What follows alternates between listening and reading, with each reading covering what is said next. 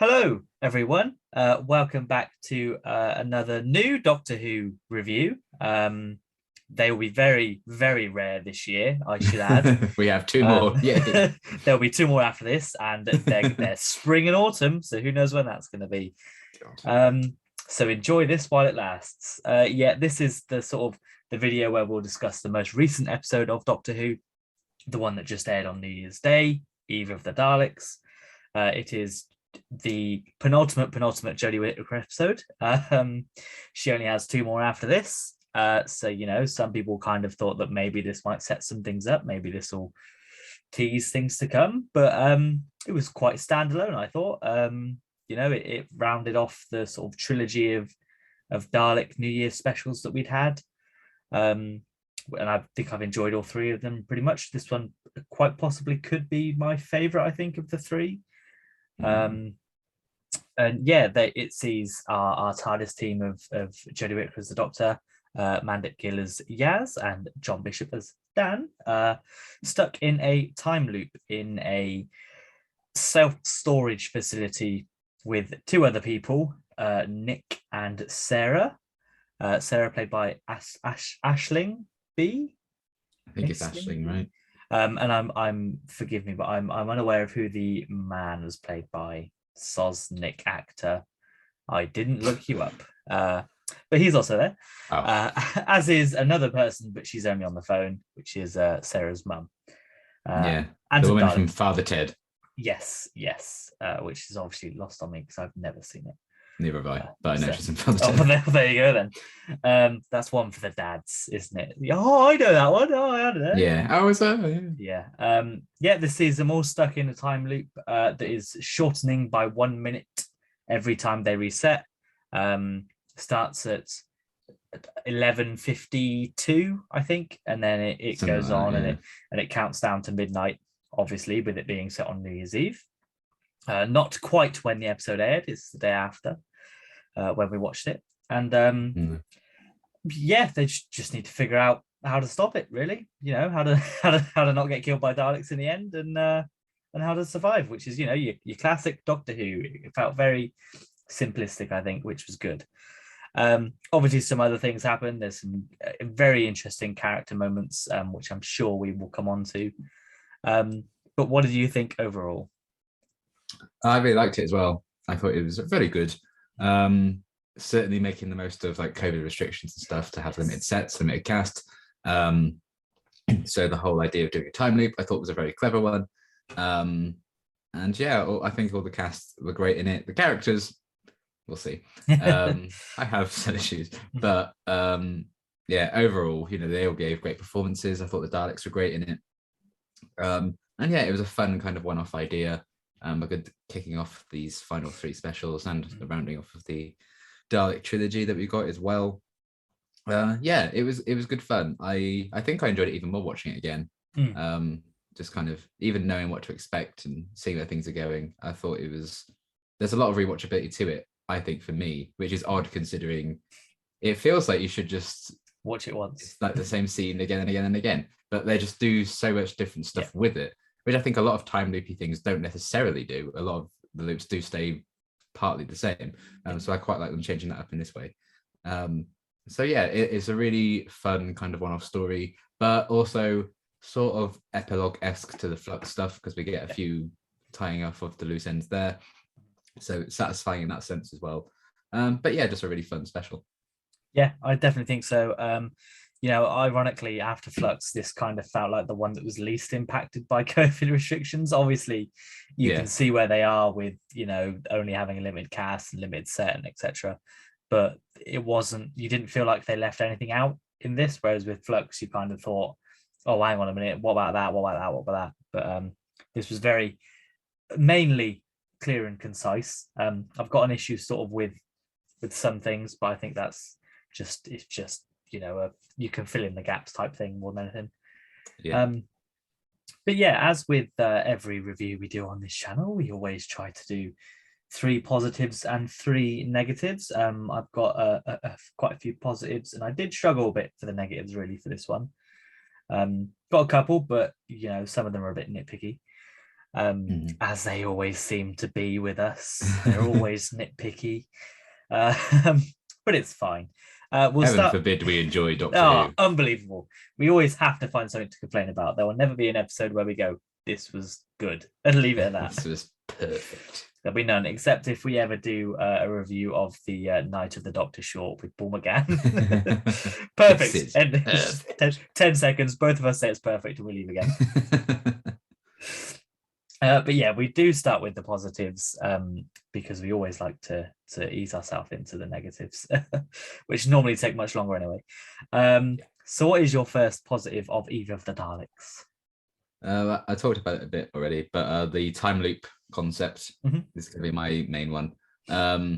Mainly because they do something very different with it. Like I was saying, each loop does actually feel incredibly different. It could have been very easy for them to be lazy with it, especially with COVID restrictions and kind of reuse scenes and stuff, but they don't really do that. So I liked that idea, and then just trying to, it's not even like they need to beat the time loop. They use the time loop that the Doctor herself then created to, defeat the Daleks. It's not necessarily just escaping this loop, it's also stopping them at the same time. So I thought that was very clever. And the fact that each loop is then starts 1 minute later, so they have 1 minute less each time. Again, something a bit different, which I thought was a really interesting concept.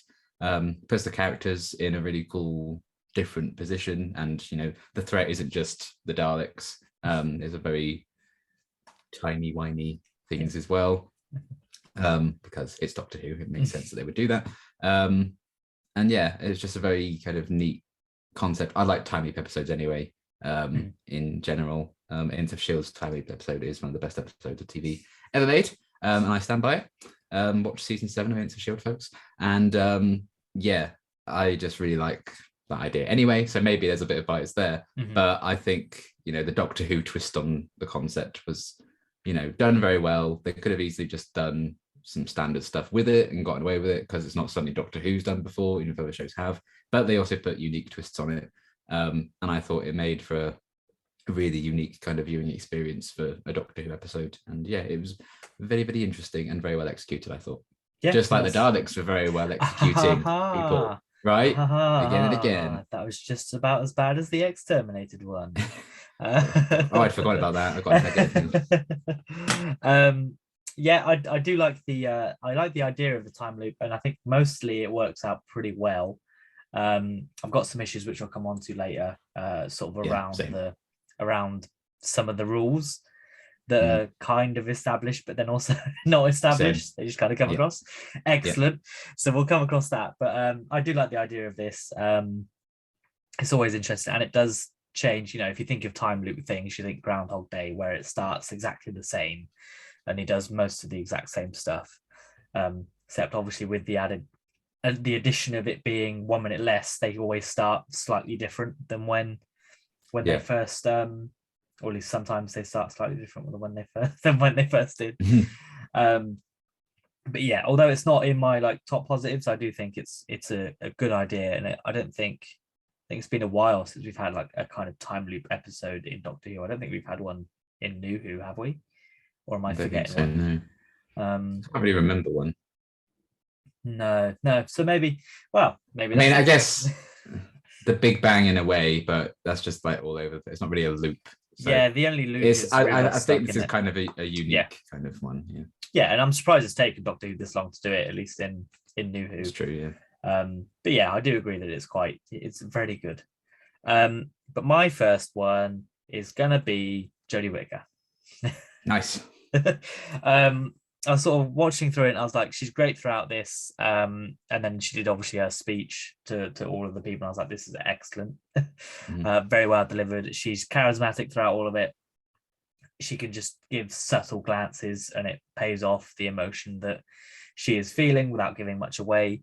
Or even when she doesn't look up, when Dan's confronting her, she's kind of avoiding eye contact on purpose. And, you get the effect by her not even looking around. And yeah, it's just, it feels like she's always the top bit, which is always, good that your lead character is the best part of your show. Yes. And she was excellent. She's got great chemistry with both the companions and the two new people that came in.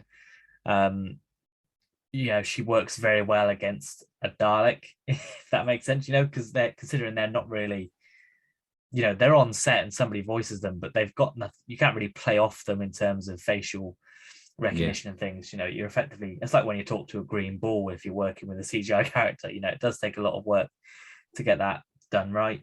And yeah, I just think she's been great in this, and she's been great in Flux, and hopefully she'll be good in the next 2 episodes.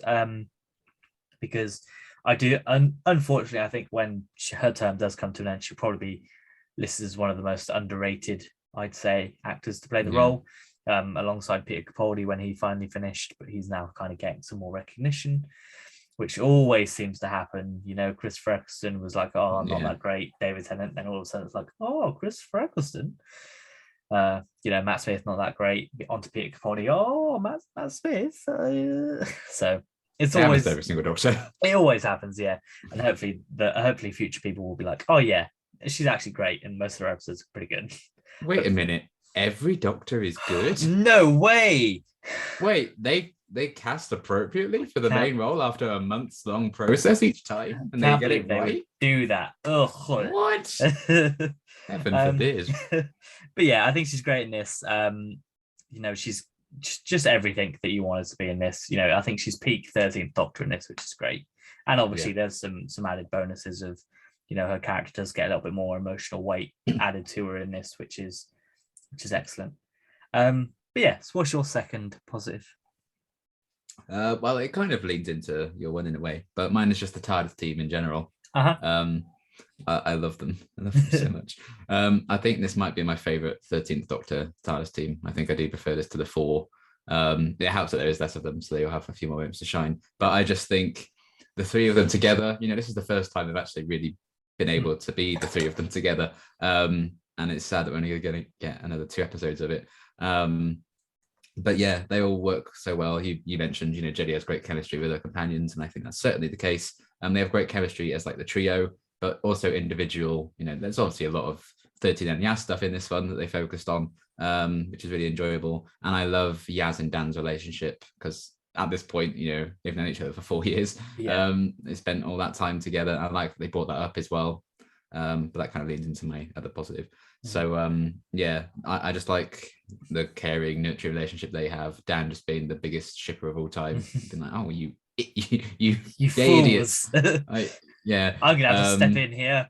Yeah, and I just love that he's kind of cheering them on in the background and stuff.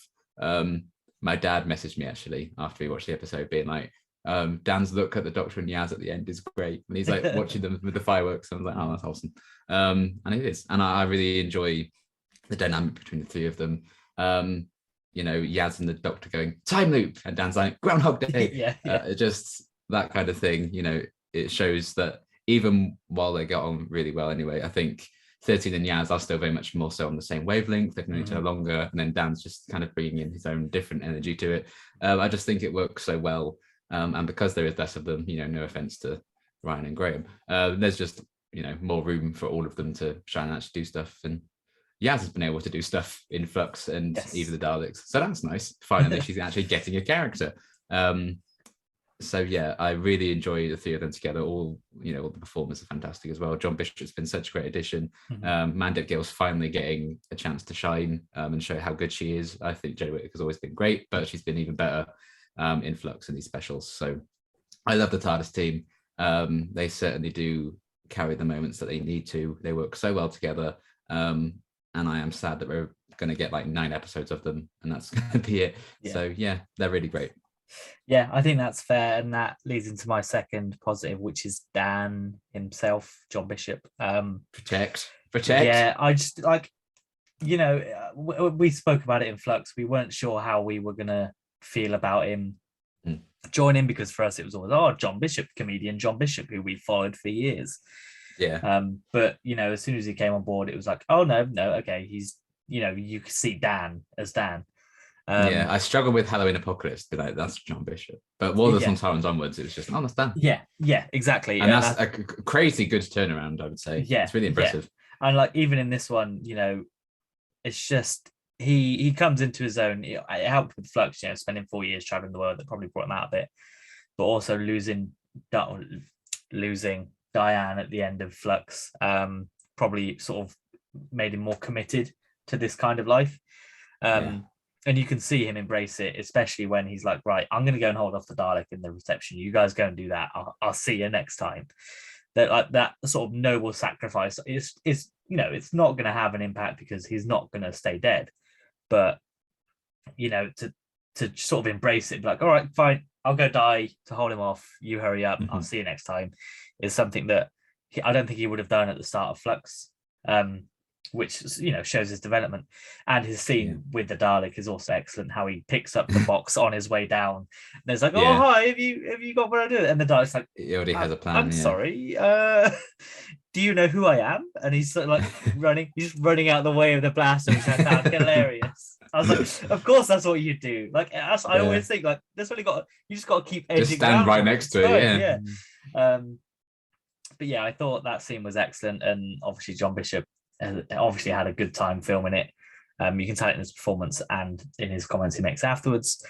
His Twitter post about like, when I was a little boy, if you told me I had a scene with a Dalek one day.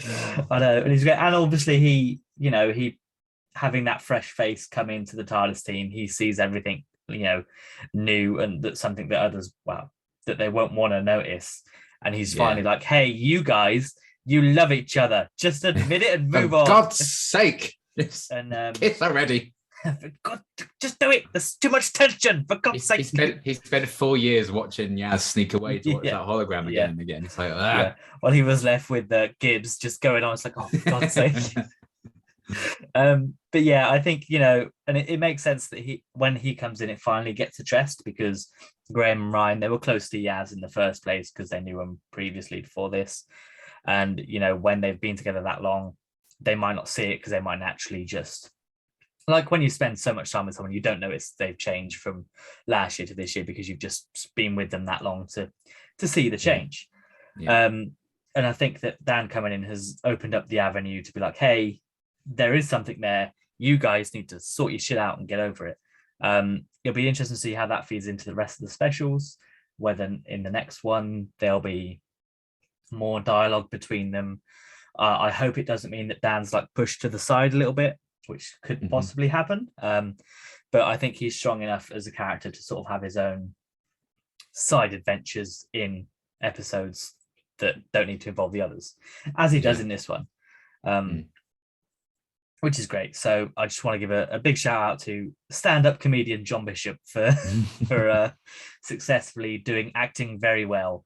And even as you mentioned, your dad noticed the look that he gave Jodie and Mandip at the end when they're like, they like each other. He's like, good. Yeah, that's not just that's acting. As strange as it sounds, it's for someone that's not a trained actor, that's something good that you can produce. But yeah, so what is your final positive? The aftermath of the Flux being explored and kind of it being like an epilogue to it. The loop is caused by the Doctor needing to fix the TARDIS after the events of Flux. So I thought that was a clever idea for why that's happening, because it's like resetting over and over. The Daleks wanting revenge and hunting down the Doctor for what happened to the Daleks in Flux. And that kind of answers that question, like, are there any Daleks left or whatever? Are there any Sontarans, Cybermen? So you can just assume that, it's just the Warfleet, guys. It was just the Warfleet. It's fine. Just those fleets, so it's fine. All the Daleks to the left of the Flux are absolutely fine, because they didn't get that far. They stopped it in time. Sorry to the right half of the universe. But although that's all done now, I think, because Dan was like, oh, you saved the universe last week, so maybe it's all done. I don't know. But there's the whole, did the Flux actually destroy the universe, or did it just destroy some planets and it was eventually going to destroy the whole universe? I think it was eventually going to do it, but didn't in the end, because they diverted it. But I think so. It doesn't matter. I'm just going to assume everything's fine. It really doesn't matter. It's all going to be revamped anyway. But yeah, just a few things like that being explored, even little character moments like we already talked about, Dan mentioning, I've been with you for 4 years, I know how you feel about her, blah blah blah. All of that was really cool, because I know a few people did have those kind of questions after Flux, I'm like, Daleks, but didn't they all die in the Yeah. previous episode? Like, Isn't they the whole weren't gonna universe explain it. destroyed? No, it's Yeah. not. So I'm glad that, they are getting some answers to, and admittedly, I think it's fair enough to have those questions. Yeah. But when that's your entire internet personality, like, just touch some grass. But yeah, I really did enjoy that we got, some tying up of some loose ends with that in regards to it. And it did feel like, okay, the TARDIS is fixed now. It's all good. We're setting down this path with 13 and Yaz. So it did feel like this was the end of Flux in a way. This is almost chapter 7, and this was the epilogue.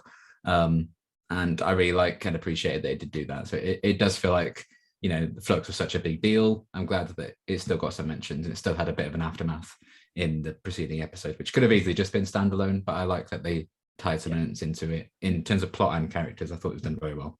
Yeah, it wouldn't surprise me if in the next special the Sea Devils are like awakened maybe or on Earth because of Flux. The sea got boiled or something. Yeah, something like that. Maybe their home world was damaged and they had to leave or something. Yeah, like they were lured out when the Lupari caused the blackout on Earth. Yeah, basically. What the hell's going on? Hang on a second, and then but not the Silurians. No.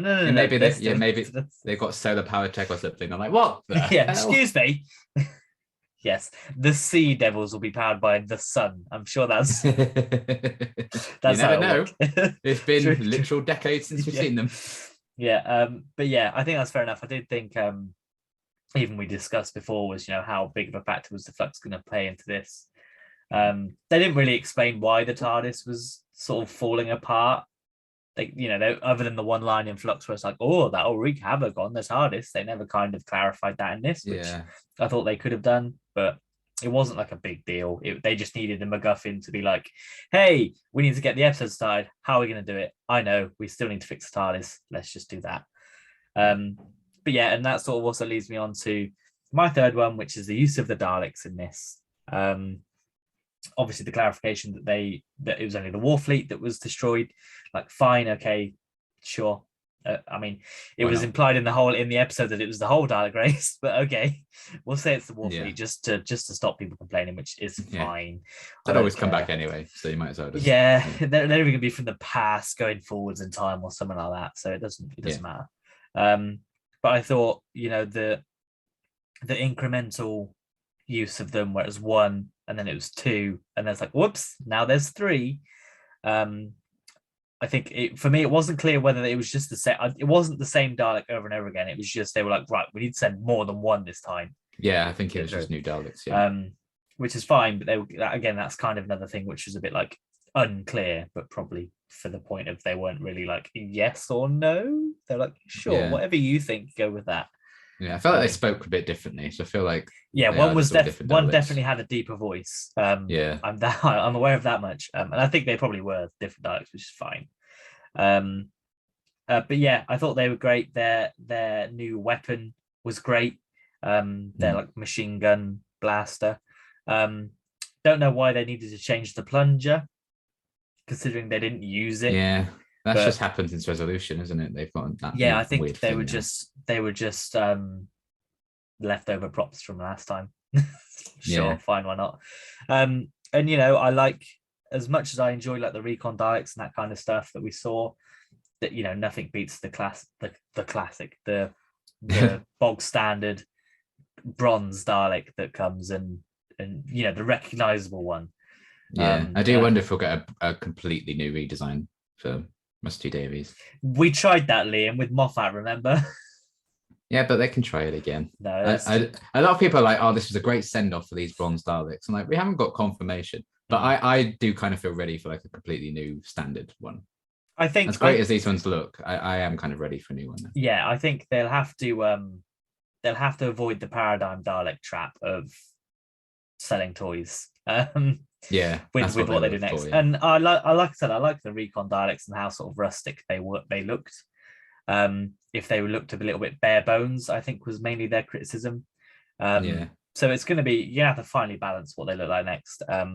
But either way, they've got plenty of time. Unless they're in the 60th, in which case, whoa, that's true. Not long enough. Roll out the bronze boys. Yeah, exactly. But yeah, I thought they were used very well in this. There was no like they weren't bogged down in Dalek lore like they had been previously, with them being able to use UV light to travel or whatever it was. After being cut into 4 pieces, UV light brings it back to life, and they will just teleport into one spot. Okay. Sure, fine. Yeah, it's fine. But yeah, and I think that ties into the whole episode, is that it was simple. Overall, it was simple, and I think a lot of people wanted that after Flux. And that's not. I mean, Flux. Well, the series would have got instead of Flux probably would have had that, same as series 12 had that, but just because there's a big thing that happens doesn't mean that's all the series has. But yeah, I think they were used very well. I like that they were pretty brutal. Like, they wouldn't let you speak. They would just be like, no, you die. Yeah, I think they're like officially like the execution squad, I think is what they're officially called. So it makes sense that they're just like, kill. Yeah, and then I also like the fact that Nick. He doesn't even say exterminate, it just shoots him. Yeah. So good. It's like, save, kill me, not okay. It's bad how funny I just find it when Daleks kill people. Like, our whole reaction to Resolution is us laughing when people get killed. Like when that guy's trying to climb out the tank. It's like, oh god, so good. Oh, I love it.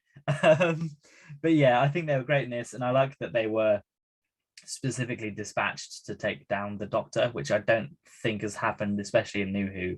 They've not been like targeting. I did look it up. It's only ever happened once before in a William Hartnell story. Yeah, there you go then. And it makes sense, because to her, why would the Sontarans do a trap that killed themselves?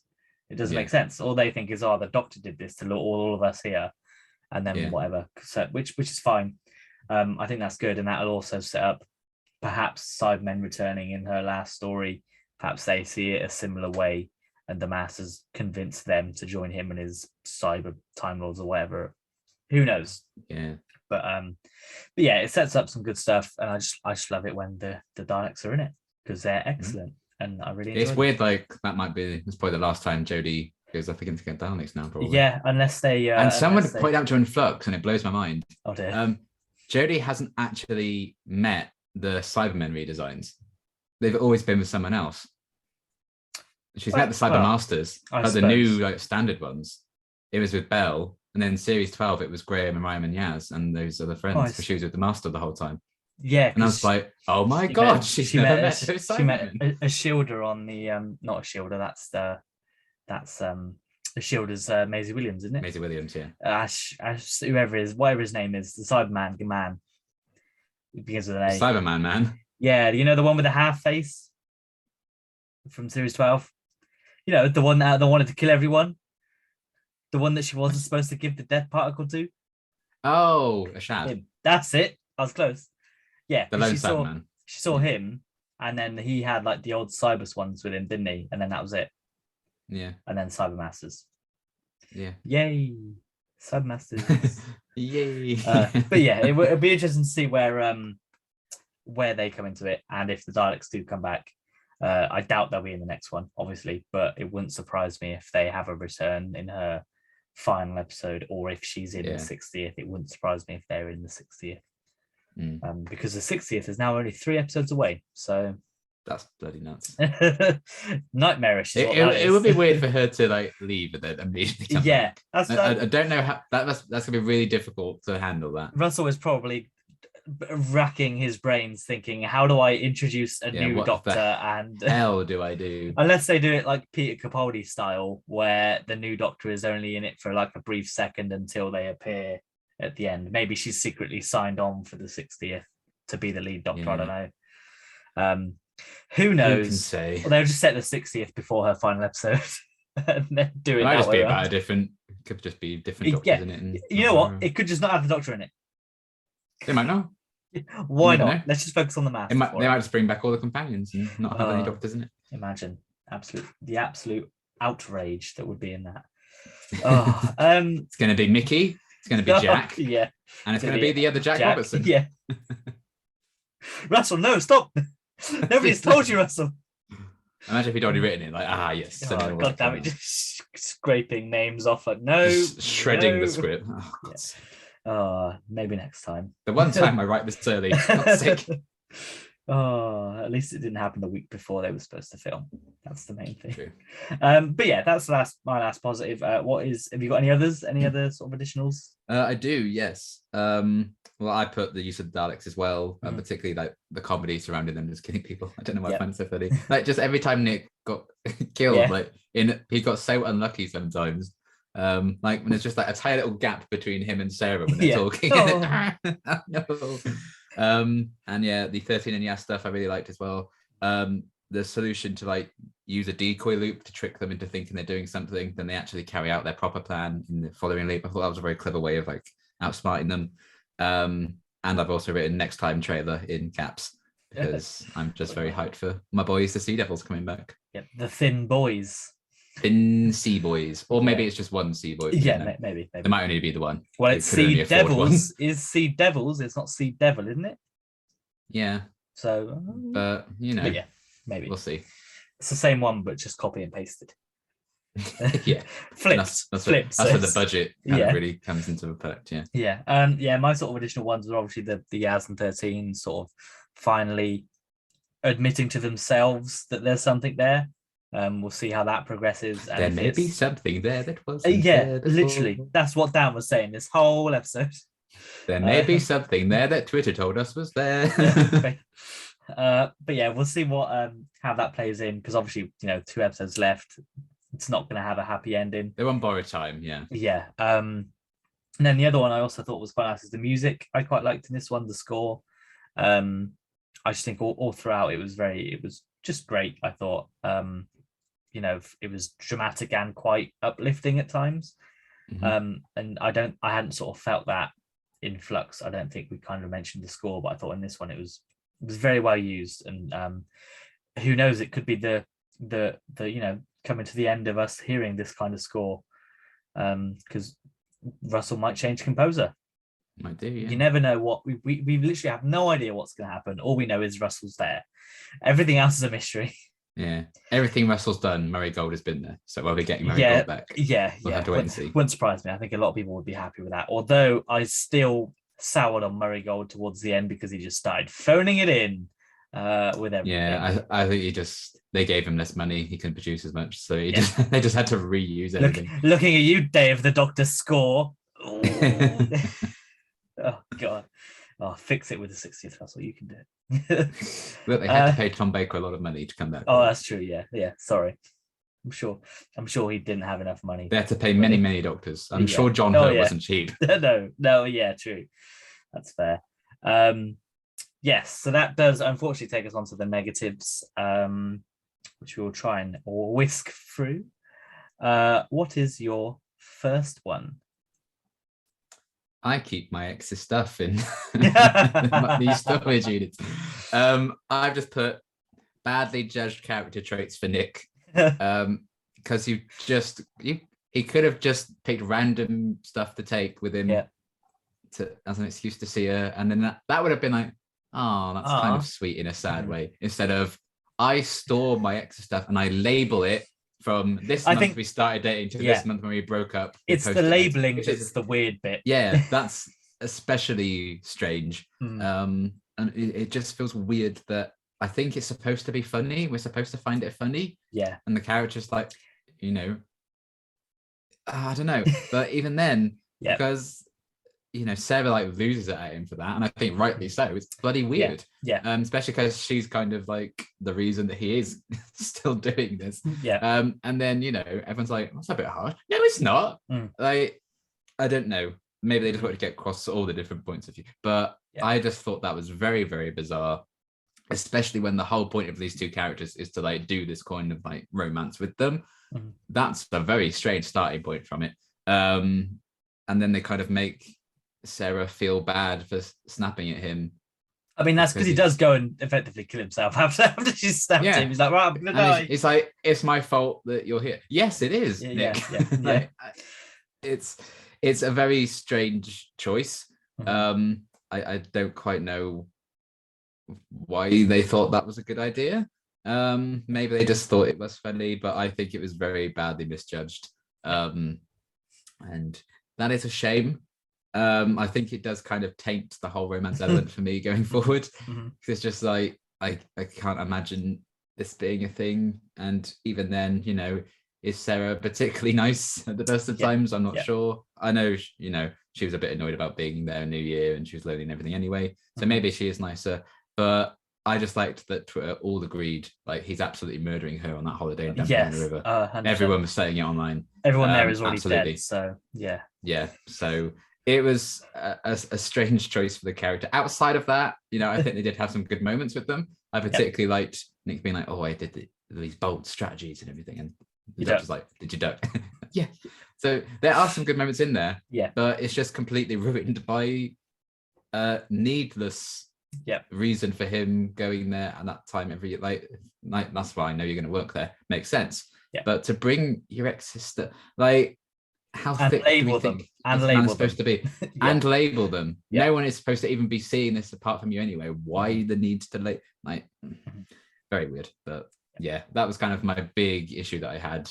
And just because it's one of the key characters and it ties into the reasons characters in it, because it's like a rom-com kind of element. Yeah. Weird. Yeah. I mean, I put, is Nick just naive? Like, you know, is he just a bit like, oh, maybe that, you know, does he literally believe that maybe they'll ask for it back? And so he is actually doing it for a genuinely nice reason of, I'll put it there, I'll label it so I know who it is, just in case they send me a text saying, "Oh, have you?" But the only reason he's putting it in there is to see this other woman he's and a crush on for 3 years. But there's also that. But then I'm like, there's so many items in there that he's not just coming with one item every New Year. Yeah, Yaz was like, "You have a lot of." Yeah, he's like, "Yeah, some only lasted a couple of weeks." Yeah, so he must. And you think someone's going to come and ask their stuff back after a couple of weeks? Yeah, exactly.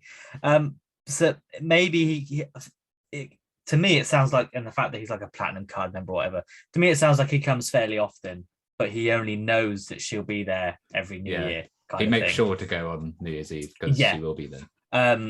So fine. I was like, sure, maybe he's just naive, but I do agree. And he's like one of my additional negatives. I do kind of think, you know, that's a little bit weird. It's not like, aha, that's so weird. It's cute. It's creepy. And I think everyone's reaction to it shows that, and it shows the writer. It shows Chibnall knew that when he wrote it, because he had them act that way. Yeah, I certainly hope so. Yeah. It's like, well, what's wrong with this? I do it all the time. All of my exes stuff is in my storage locker. Okay. But yeah, I do agree that it's a little bit weird. But I also put in my notes, I think I'm fine with Sarah and Nick. So I was like, fine, sure. I think they kind of they balance each other out. They did it in the end. I think they just about sold it. Yeah, because I think that they certainly didn't get off to a good start. No, he probably will tone her down a bit, and she will probably make him less like that. If that makes sense. Less like she's not afraid to call him out when he's being and maybe they'll balance each other out. And because he's so nice, she'll be nicer. If that makes sense. Yeah. But we'll never see him again, so it doesn't matter. No, it doesn't matter. My first sort of negative is the overuse of the sonic screwdriver. Yes. This has been something I think has been leveled at Jodie's era since it started, I think. Sometimes unjustifiably, I believe. You know, sometimes I think, I don't really care. But this one was extreme. Yeah. It was like everything needed to be scanned. Oh my God, is she dead on the floor? Better scan her. She's dead on the floor. Is this 13 scans dead bodies a lot. I'm like, you can see they're dead. I mean, I guess it's to find out why they died. But if there's only one thing killing people in the building, what's going to have killed her? Yeah, it's not when she does it the first time, it's like, oh, Dalek. And then the next week, she does it again. Like, but you remember that it's a Dalek. Like, yeah. Okay. And then she scans, like when they get in the storage locker, she's like scans the room. I'm like, what are you looking for? Just go and see if there's a door. And then she's like, oh, there's no way out. It'll take ages to resonate this stuff. I'm like, did you not know that before? You sonicked it? I thought that was common knowledge that it takes years to resonate something. Yeah. And then she uses a torch, which I guess fair enough, fine, but that makes sense because it's got light, I guess. But... And then there's obviously the bit where she's like, oh, I can bounce our things. That's the bit I don't like, yeah. Like, if that was the only thing she used it for in this episode, probably fine. Because I'm like, hey, that's a nice, cool thing it can do. But it's because it's like, it's just another thing they've thrown into like, hey, look, you can use a sonic here as well. Yeah, so it's my party trick. I'm like, you've got a lot of party tricks. You've never used that before. What are you doing? You've never mentioned this. This would have been incredibly useful in so many situations. And then even when it's like, oh yeah, I'm blocking your guns for the Dalek. It's like, you could do that the whole time. This whole time you could do that. That would have come in very handy during Journey's End. Just saying. But yeah, I mean, I think it's fine. You know, it's like the psychic paper that often got a little bit overused, and it does make an appearance in here. It is a tool. I get it. You know, if she has it, you're going to use it.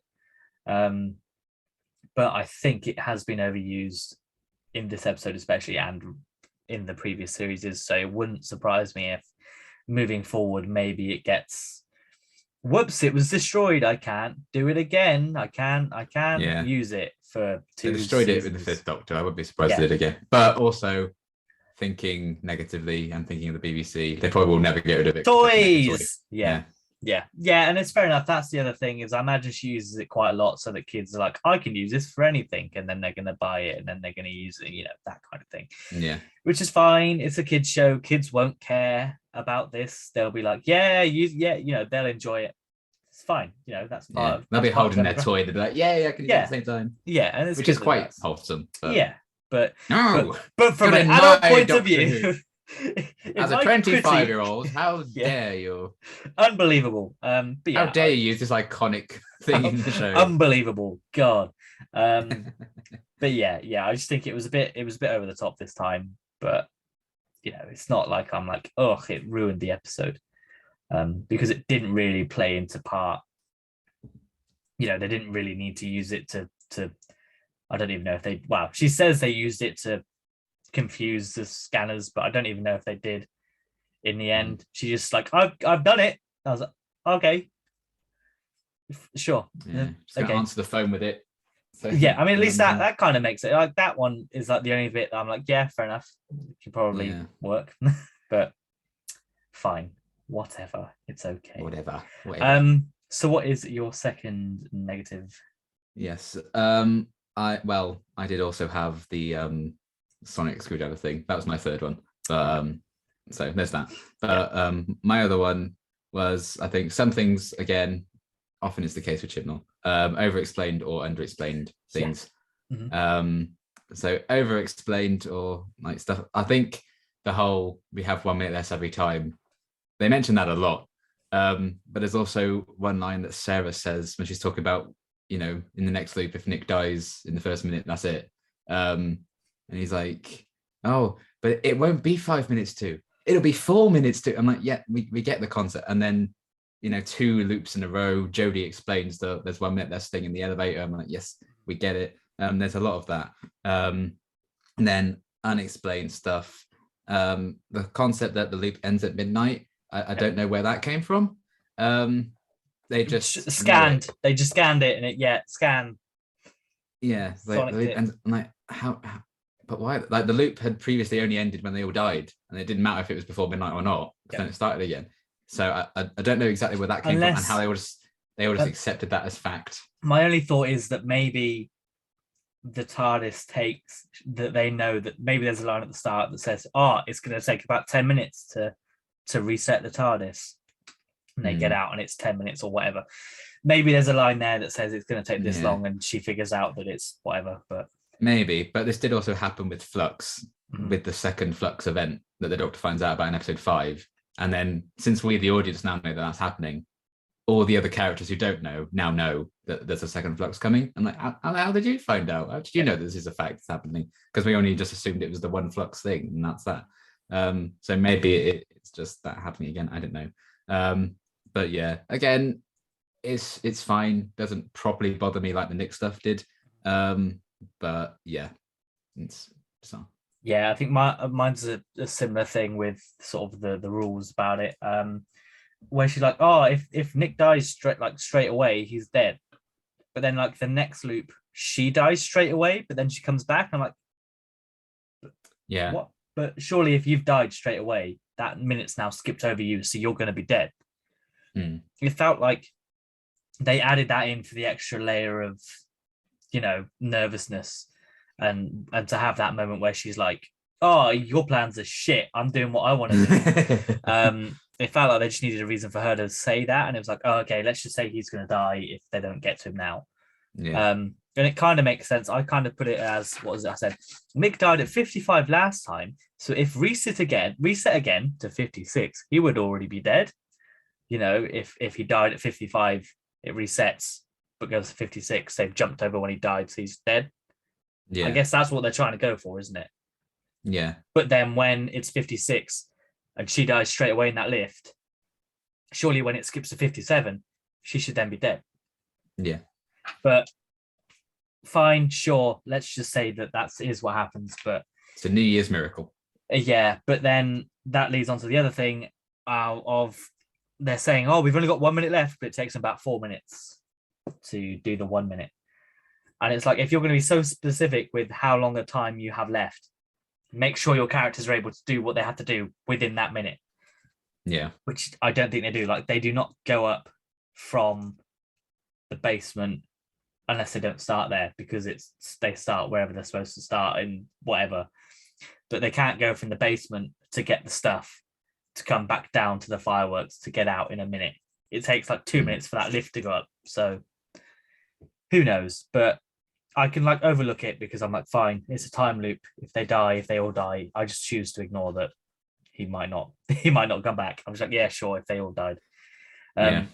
And then I guess it just ended because the TARDIS was fixed. That's kind of what it was, because it was a TARDIS creating the time loop, wasn't it? Yeah. So I think they just needed something at the start that was like, hey, this is going to take 10 minutes for the TARDIS to reset. We can go and chill on the beach for a bit, because she says she's not done it before, blah, blah, blah. So there could be risks. Yeah, and I think she said like it's only the building that's stuck in the time. So if they're out by midnight for some reason, that they're free of it. Yeah, but then that's and the then thing, because they blew up the building, then the time loop ends because there's no building to have the time loop. It would just be easier to be like, it would have been easier to be like, we just need to survive until midnight and we need to stop the Daleks, and then leave it like that. Don't add in the other confusing elements of it. So while the decreasing every minute is a good concept, I don't think it helps the time loop on this. Because about 20 minutes ago we were like, it's a nice simple episode. Yeah, I know. And it still is a simple episode, because the general concept is simple. Yeah, but, and you can still follow it. There's no bits where you're like, when you're watching it, you don't pick a part like this. Yeah, it's kind of, you just take it. But yeah, Amy was like, oh, but because it was when they reset and whatever, and she's like, oh, but isn't he dead? Because like he then got killed, I think, and they're like, oh, is he not gonna? So that's where I was kind of like, yeah, you're right. There is a bit of a bit of a confusion there. But yeah, that being said, you can kind of skip over it. I think it just needed a line to sort of say why it's going to end at midnight. Is it building based? Is it TARDIS reset based? You know, if they destroy the building, is it fine? Is it TARDIS is reset, so it's fine? Is it if they escape, it's fine? Do they have to do all three? Was it all three? Or even better, just have the Daleks create a bubble around the building because they know she's there, but because the TARDIS is resetting, it messed with it and now it's reset. Something like that. But it's fine. You know, it's not like we're just because we're overthinking it. If you just go and watch it, it's probably not as tricky as we think. Yeah. So your third one was the sonic screwdriver. Yes. Yeah, fair enough. I don't blame you. And then sort of my kind of not my third negative, but my additional one, because you know, Nick, and they're all sort of mini things. And it's my own fault, this one, but I just think that the TARDIS reset was a missed opportunity for a new TARDIS interior. Right. And I don't think I was the only one that thought that, judging by some comments I've sort of seen on social media since. A lot of people thought that, oh, it's going to reset, it's going to be a new TARDIS. Because that kind of makes sense. That's what you think. And if it was to reset, you could even be like, oh, it should be a classic console room that they should have come back into with the, you know, the round things, all that kind of stuff.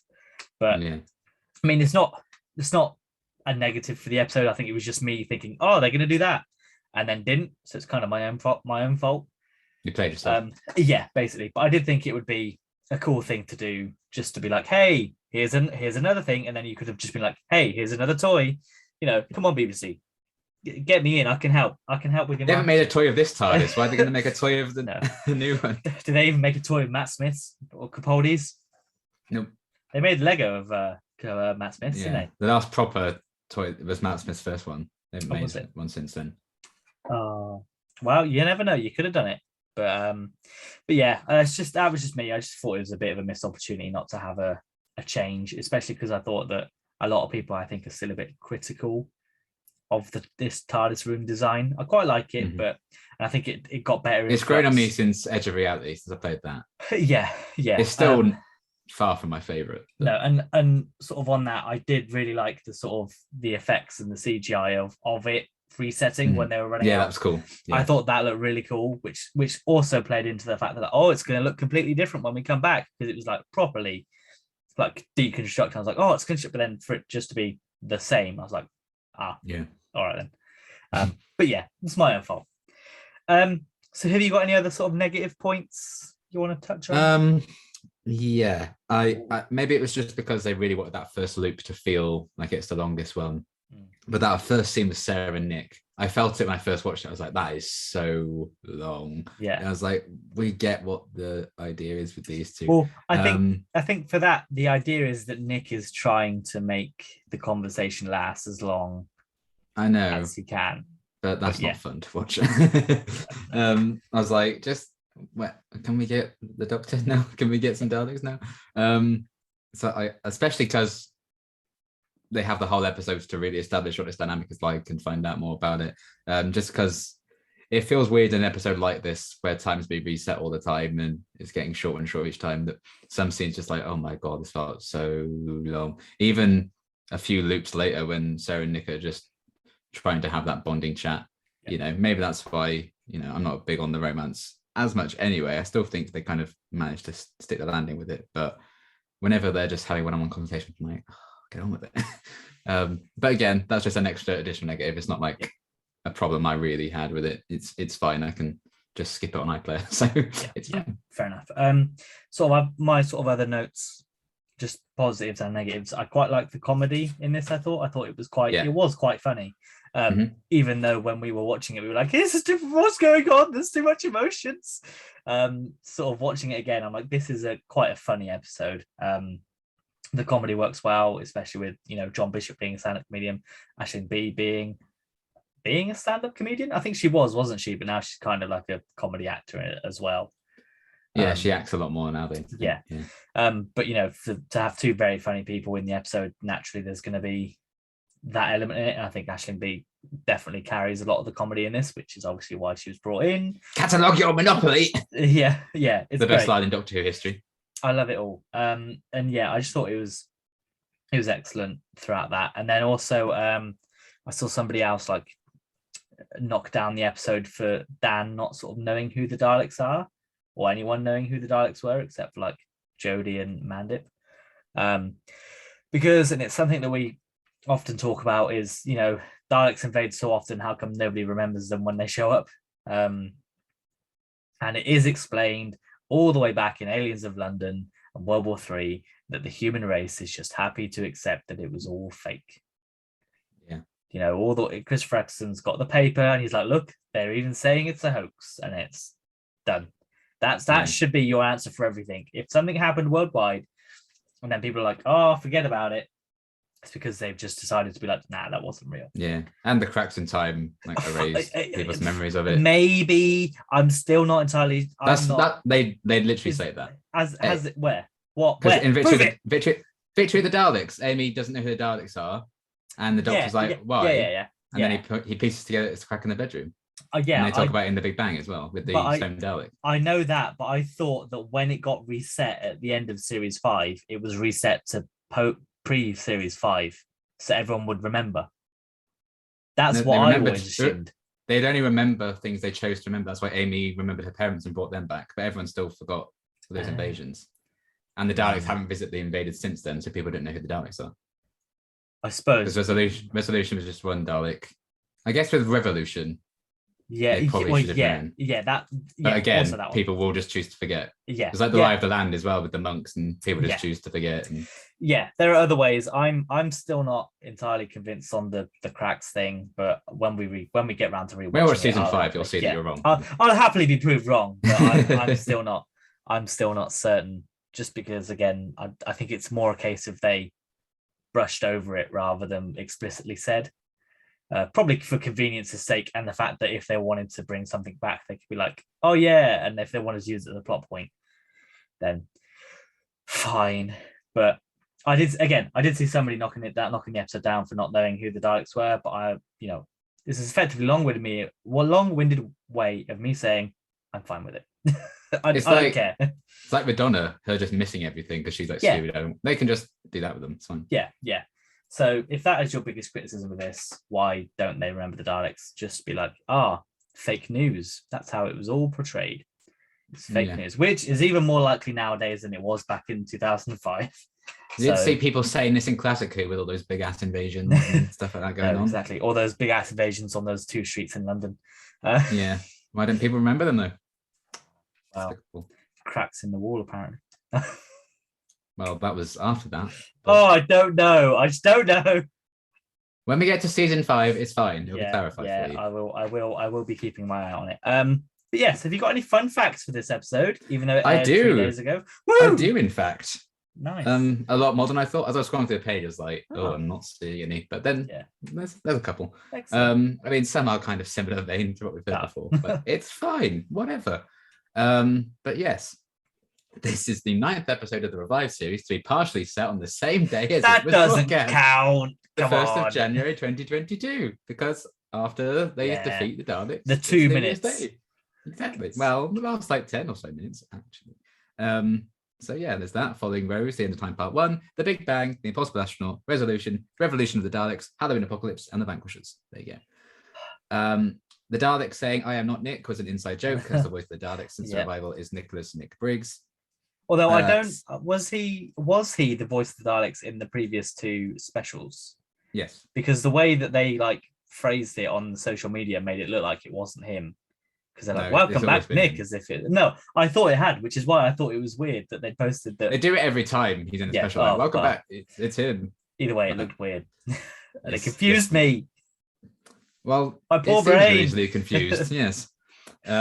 Sarah utters "Oh my giddy aunt," which is a phrase regularly used by the 2nd Doctor. So wink, wink, nod, nod.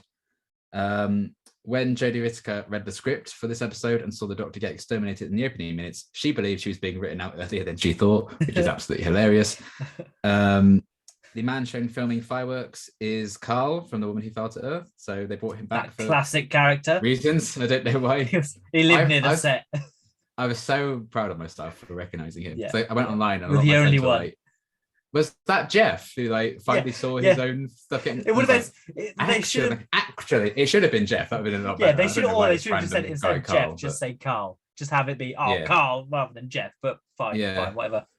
Okay. But poor Jeff, who's lost his house where he was staying, his his income, stuff, all of his out of date beef and beans. His life is over. So F in the chat for Jeff. And finally. This episode has the longest cold opening of the entire franchise at around 9 minutes 12 seconds. The previous hold up of the title was The Return of Dr. Mysterio at 9 minutes 6 seconds. So there you go. Yeah, I did forget that when the cold open was the cold open until the credits came. I was like, oh yeah, we haven't started the episode yet. We haven't had the credits yet.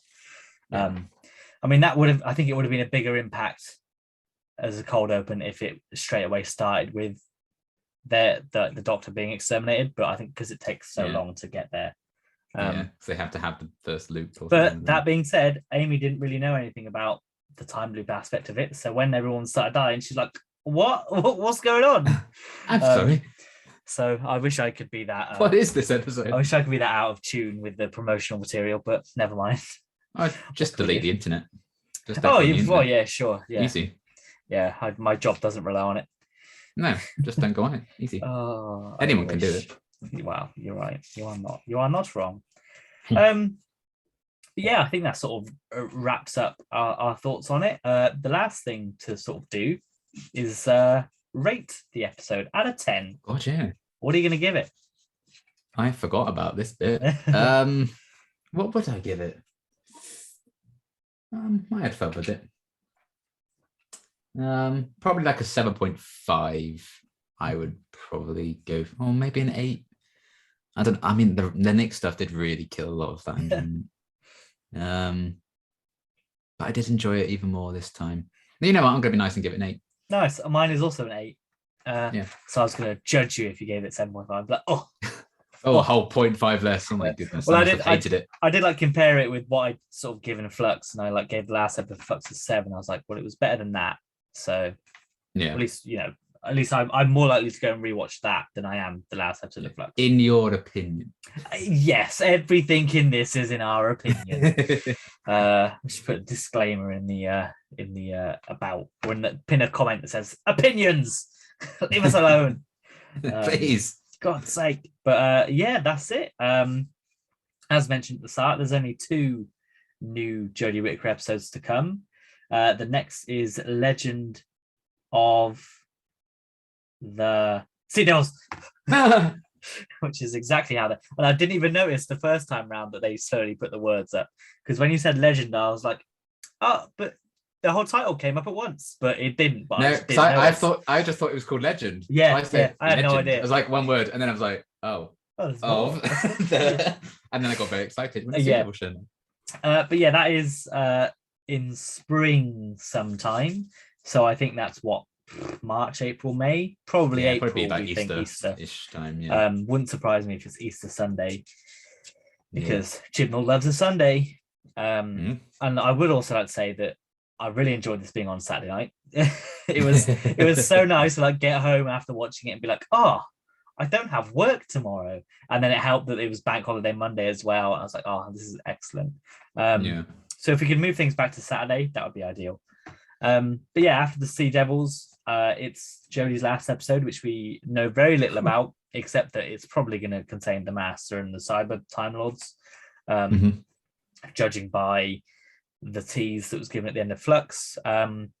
All sorts of casting rumors and whatnot flying about, potential returning cast members. Who knows? At the minute, nothing's been released. We probably won't see anything until Sea Devils comes out. And then even then, we've still got the 60th special next November, and we've still got the casting of the next Doctor to come. So that it could be a busy year. It depends how much they choose to reveal this year. They've only just started the casting process, so I don't know. I think we might get something maybe in between Sea Devils and whatever Jodie's last one will be. Wouldn't surprise me, especially if well, again, it depends what Russell wants to do. If they're gonna regenerate, like have her fully regenerate at the end of her final episode into the new Doctor, there should be a casting announcement. Hopefully before that. But they could leave. Maybe they'll just roll credits as she's regenerating. Maybe. So we know she's filmed a regeneration scene. Yeah, and they might do it. They could do it when she's regenerating. She remembers past lives, or something happens, or something for the 60th. But as you know, we have literally no idea. But there will be more Doctor Who content going on this channel. As always, every week, me and Liam are going through New Who. We're on series 4 at the minute, about to start the Sontaran stratagem this week. So, you know, if you enjoyed the Sontarans in Flux, by all means, come along to that. Well, that was funny as well. I missed it the first time I watched the episode, but Jodie's like explaining to Dark. She's like, it was a Sontaran stratagem. I was like, oh yeah, I get it. I understood that. But yeah, I think there's potentially new Target novels coming out this year. There could be any other kind of stuff coming out around the show, especially around the centenary. So I'm sure we'll look into that, and we'll do some nice speculation videos as well as we approach the end of the year. But yeah, there will be new content on this channel each week. It just might not be new Doctor Who, unfortunately. But yeah, with that being said, if you want to stick around for New Who, we'll see you next week. If you want to not see us until Jodie's next episode, we'll see you at Easter. If you want to never see us again, I understand. Bye. Bye.